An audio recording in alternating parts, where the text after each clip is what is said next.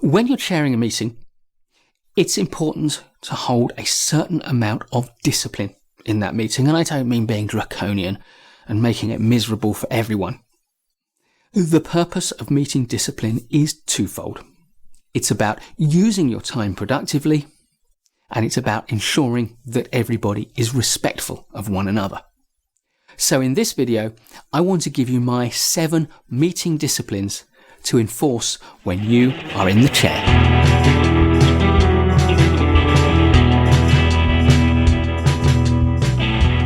Discipline number 1 is to set the mood.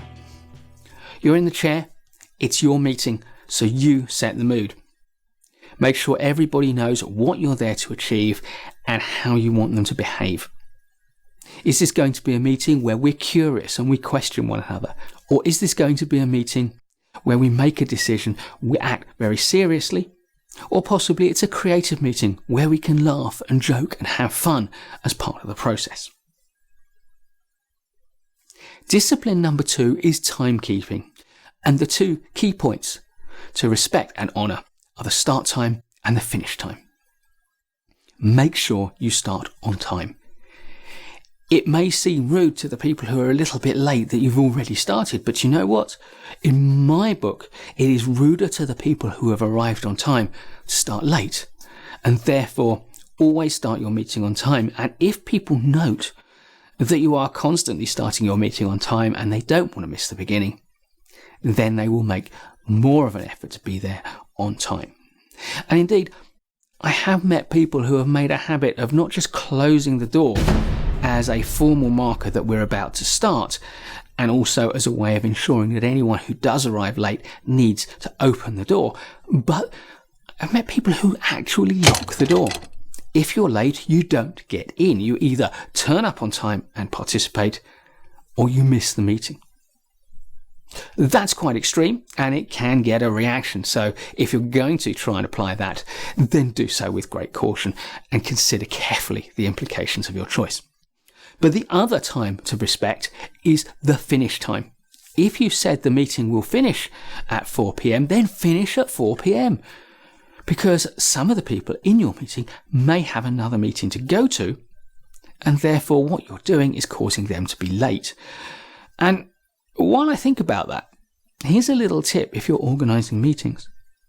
Set your meetings not for an hour, but for 50 minutes.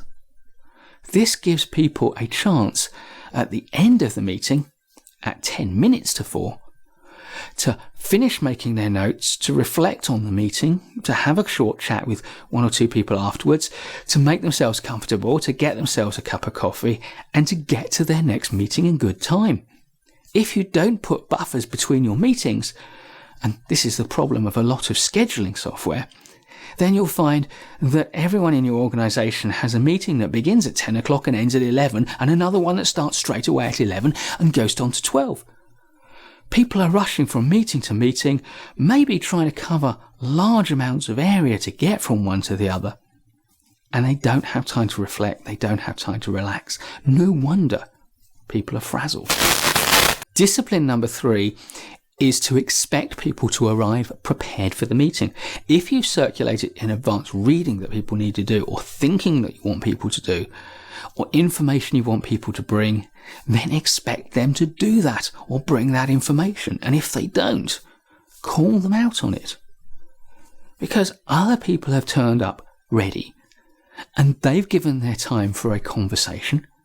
And if their colleagues are not ready to have that conversation in an informed way and need to waste time by asking questions that they should already have the answers to, then they're being disrespectful.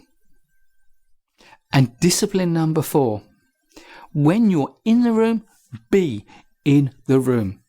Expect everyone to be paying attention, to be giving their full mental and emotional commitment to the conversation in the room.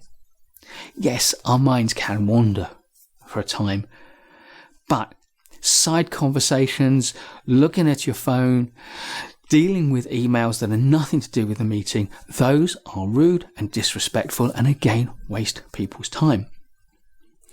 If there is a section of a meeting that you don't need to be present for, then excuse yourself from the meeting. And if you're a chair and you find someone who doesn't need to be present for part of the meeting, allow them to excuse themselves. Invite people to step out of the meeting if they need to check messages. That way they can make a choice about missing part of the meeting, but not be as disruptive and disrespectful to the people who are contributing. I like the idea of a talking stick. So discipline number 5 is that you are either talking or you are listening. And when one person finishes speaking, they will pass the talking stick to the next person who is going to speak. And of course, if you want to make your meeting very structured, the talking stick is always transferred via the chair, via you.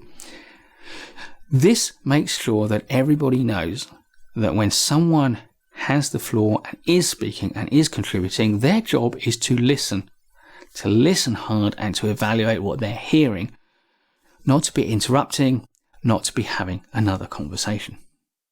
In a good meeting, conversation will flow naturally. People will pass the talking stick from one person to another. And yes, there will be minor interruptions and missteps. That's just part of normal human conversation. We do occasionally talk over each other in our enthusiasm. But if the flow breaks down, if too many people want to speak at the same time, if people are not being respectful, that's when you need to step in as chair and direct who has the talking stick, and when they finish, direct who gets to speak next. Discipline number 6 is conciseness. People have a habit of repeating themselves and saying the same thing again and again and again, particularly if they feel they're not being heard. If you are enforcing the kind of discipline that makes sure people are listening, then if I'm going to repeat myself, I'm going to be wasting their time. If I'm going to go off on a tangent and talk about something that's not relevant, I'm wasting people's time. So enforce that as well. A great tool for this is something I learned from a former colleague called Colin Bartle-Tubbs. He created a set of laminated cards. On one side of the laminated card was a picture of a red fish, because in British idiom, a red herring is something that is totally irrelevant. Off at a tangent. On the other side, he put a kind of picture of a black whirlpool, a black hole, to represent the way that we often spiral around the same topic, getting sucked into a black hole without achieving anything more. We keep talking about the same thing and go nowhere. He created a set of these laminated cards and handed them out to everyone at his meetings. And he gave everyone permission to play the red herring card if they felt that someone was going off at a tangent. And if anyone else played the red herring card to agree, that was it. End of that component of the discussion. What he was doing was giving people permission to chair the meeting themselves. And likewise, if you detected someone who was just going around in circles without achieving anything, you play the black hole card. And if anyone else agreed with you, that's it. And discipline number 7 is courtesy. Expect people to treat one another with respect, to act politely and courteously. So there you have it, 7 simple disciplines to make your meetings go well, to make them productive and respectful. The kind of meetings that you and I would want to attend. Please give us a thumbs up if you like this video. There's loads more great management courses content to come. So please subscribe and hit the bell to make sure you don't miss anything. I'll see you in the next video, and in the meantime, keep learning.